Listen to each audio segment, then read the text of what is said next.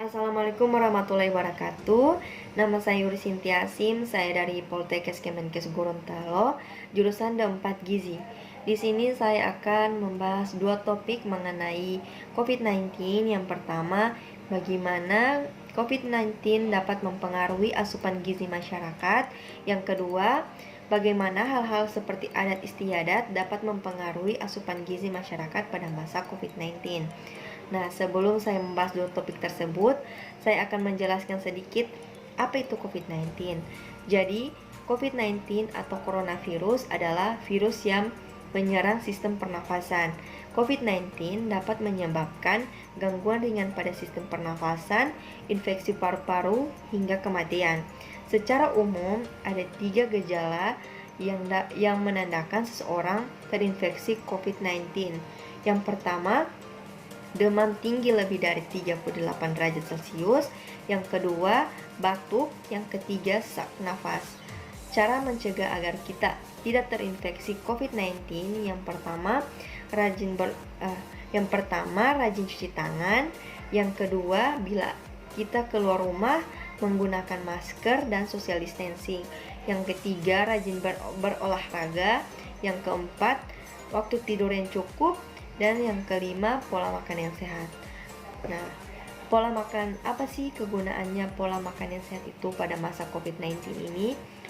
Dengan kita mengatur pola makan yang sehat, kita dapat meningkatkan imunitas tubuh agar tidak gampang terkena atau terinfeksi COVID-19 ini. Karena pada masa pandemi COVID-19 ini, sistem kekebalan tubuh itu sangat penting. Nah, untuk membahas topik yang pertama, menurut saya ada dua dampak, yaitu dampak yang pertama dampak positif dan kedua dampak negatif. Nah, menurut saya dampak positifnya pada masa pandemi COVID-19 ini, masyarakat lebih mengatur pola makan dengan pola makan yang lebih sehat, seperti banyak mengonsumsi makanan-makanan yang sehat, seperti banyak makan sayuran, pola makannya teratur. Nah, sedangkan untuk dampak negatifnya, seperti yang kita ketahui bahwa pada masa pandemi ini kita dianjurkan untuk kuliah dari rumah, sekolah dari rumah, kerja dari rumah, dan ibadah dari rumah. Nah, untuk ada sebagian masyarakat yang memang pekerjaannya memang tidak bisa dilanjutkan di rumah, jadi masyarakat tersebut menganggur. Nah, tentu pemasukan untuk membeli kebutuhan makanan itu jadi berkurang. Nah, ada sebagian masyarakat kan menerima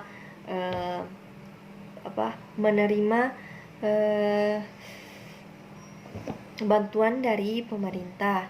Nah, seperti sembako.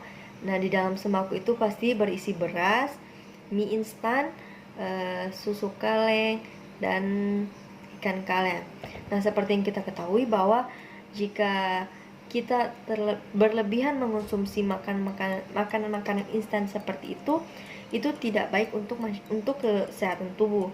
Seperti mie instan, jika kita mengonsumsi berlebihan, bisa mengakibatkan berbagai penyakit seperti bisa menyebabkan kanker, terus terganggunya sistem pencernaan, karena setahu saya mie instan itu bisa diproses tubuh itu selama 3 hari.